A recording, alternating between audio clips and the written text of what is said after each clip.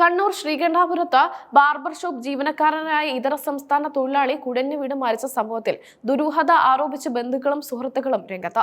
ഉത്തർപ്രദേശ് സ്വദേശിയായ നയിം സൽമാനിയാണ് മരിച്ചത്. ഹൃദയാഘാതമാണ് മരണകാരണമെന്ന് പ്രാഥമിക പോസ്റ്റ്മോർട്ടം റിപ്പോർട്ടിൽ പറയുന്നുണ്ടെങ്കിലും മരണത്തിന് തൊട്ടു മുമ്പുള്ള ദിവസം നയിം ക്രൂരമായി മർദ്ദനത്തിന് ഇരയായിരുന്നുവെന്നാണ് പുറത്തുവരുന്ന വിവരം. ഡിസംബർ 26 രാവിലെയാണ് ശ്രീകണ്ഠപുരത്തെ താമസ സ്ഥലത്ത് നയിം സൽമാനി കുഴഞ്ഞു വീണത്. ഉടൻ തന്നെ സഹപ്രവർത്തകർ ആശുപത്രിയിൽ എത്തിച്ചുവെങ്കിലും ജീവൻ രക്ഷിക്കാനായില്ല. സ്വാഭാവിക മരണമെന്ന് ആദ്യഘട്ടത്തിൽ കരുതിയെങ്കിലും തലേദിവസം കടയിലുണ്ടായ നാടകീയ സംഭവങ്ങൾ പുറത്തറിഞ്ഞതോടെയാണ് മരണത്തിൽ ദുരൂഹതയുണ്ടെന്ന് ആരോപണം ശക്തമായത്. ഡിസംബർ 25 വൈകുന്നേരം നയിം ജോലി ചെയ്യുന്ന ബാർബർ ഷോപ്പിൽ വെച്ച് ഫേഷ്യൽ ചെയ്തതിന്റെ കൂലിയെ ചൊല്ലി തർക്കമുണ്ടായിരുന്നു. കടയിലെത്തിയ ഒരു സംഘം ആളുകൾ നൽകിയ തുക കുറവാണെന്ന് നയിം പറഞ്ഞതാണ് പ്രകോപനത്തിന് കാരണമായത്. ഇതേ തുടർന്ന് വാക്കേറ്റമുണ്ടാകുകയും അത് മർദ്ദനത്തിൽ കലാശിക്കുകയുമായിരുന്നു.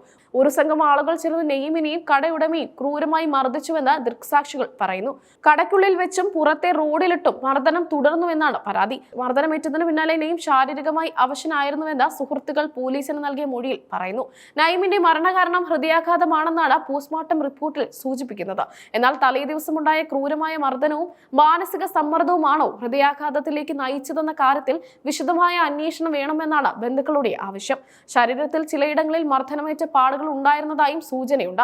സാധാരണഗതിയിൽ ആരോഗ്യവാനായിരിക്കുന്ന നയിമിന് പെട്ടെന്നുണ്ടായ ശാരീരിക അസ്വസ്ഥതകൾ മർദ്ദനവുമായി ബന്ധപ്പെട്ടതാണെന്ന് സഹപ്രവർത്തകർ വിശ്വസിക്കുന്നു. പോലീസിൽ പരാതി നൽകിയാൽ ജോലി നഷ്ടപ്പെടുമെന്ന ഭയത്താൽ അന്നേ ദിവസം നയിം ചികിത്സ തേടാൻ മടിച്ചതായി പറയപ്പെടുന്നു. മർദ്ദനവുമായി ബന്ധപ്പെട്ട പ്രാദേശികവാസികളായ ഒരു സംഘം ആളുകൾക്കെതിരെ ശ്രീകണ്ഠാപുരം പോലീസ് കേസ് രജിസ്റ്റർ ചെയ്തിട്ടുണ്ട്. CCTV ദൃശ്യങ്ങൾ പരിശോധിച്ച പോലീസ് മർദ്ദനത്തിൽ നേരിട്ട് പങ്കെടുത്ത ചിലരെ തിരിച്ചറിഞ്ഞതായാണ് വിവരം. കടയുടമയുടെ മൊഴിയും പോലീസ് രേഖപ്പെടുത്തി. മർദ്ദിച്ചവർക്കെതിരെ വധശ്രമത്തിനോ അതോ മർദ്ദനത്തിനോ ഏത് വകുപ്പ് പ്രകാരം കേസെടുക്കണമെന്ന കാര്യത്തിൽ നിയമ ഉപദേശം തേടാനാണ് പോലീസിന്റെ നീക്കം. പോസ്റ്റ്മോർട്ടം റിപ്പോർട്ടിലെ അന്തിമ നിഗമനങ്ങൾ ലഭിച്ചാൽ മാത്രമേ മരണത്തിൽ മർദ്ദനത്തിലുള്ള പങ്ക് പൂർണ്ണമായും വ്യക്തമാകൂ. ശ്രീകണ്ഠപുരത്തെയും പരിസര പ്രദേശങ്ങളിലെയും ഇതര സംസ്ഥാന തൊഴിലാളികൾക്കിടയിൽ ഈ സംഭവം വലിയ പരിഭ്രാന്തി സൃഷ്ടിച്ചിട്ടുണ്ട്. തുച്ഛമായ തുകയ്ക്ക് ജോലി ചെയ്യുന്ന തങ്ങളെ നിസ്സാര കാരണങ്ങൾ പറഞ്ഞ് മർദ്ദിക്കുന്നത് പതിവാണെന്ന് ഇവർ ആരോപിക്കുന്നു. നയിം സൽമാനിയുടെ കുടുംബത്തിന് നീതി ലഭ്യമാക്കണമെന്നും കുറ്റവാളികളെ മാതൃകാപരമായി ശിക്ഷിക്കണമെന്നും ആവശ്യപ്പെട്ട വിവിധ തൊഴിലാളി സംഘടനകൾ രംഗത്തെത്തിയിട്ടുണ്ട്. ഉത്തർപ്രദേശിലുള്ള നയിമിന്റെ കുടുംബത്തെ വിവരം അറിയിച്ചിട്ടുണ്ട്. കണ്ണൂർ ജില്ലയിലെ മലയോര മേഖലയിൽ നടന്ന ഈ സംഭവം ഗൗരവത്തോടെയാണ് പോലീസ് കാണുന്നത്. മനഃപൂർവ്വമല്ലാത്ത നരഹത്യ ഉൾപ്പെടെയുള്ള വകുപ്പുകൾ ചേർക്കുന്നതിനെ കുറിച്ച് പോലീസ് ആലോചിക്കുന്നുണ്ട്. സംഭവ സമയത്ത് കടയിലുണ്ടായിരുന്ന മറ്റ് ഉപയോക്താക്കളുടെ മൊഴിയും നിർണായകമാകും. നെയ്മിന്റെ ആന്തരിക അവയവങ്ങൾ രാസപരിശോധനയ്ക്കായി അയച്ചിട്ടുണ്ട്. ഇതിന്റെ ഫലം വരുന്നതോടെ മരണസമയത്ത് നയിം അനുഭവിച്ചിരുന്ന ശാരീരിക ബുദ്ധിമുട്ടുകളെ കുറിച്ച് കൂടുതൽ വ്യക്തത ലഭിക്കും. നയിം സൽമാനിയുടെ മരണം ഒരു സാധാ ഹൃദയാഘാതമായി തള്ളിക്കളയാൻ നാട്ടുകാരും തയ്യാറല്ല.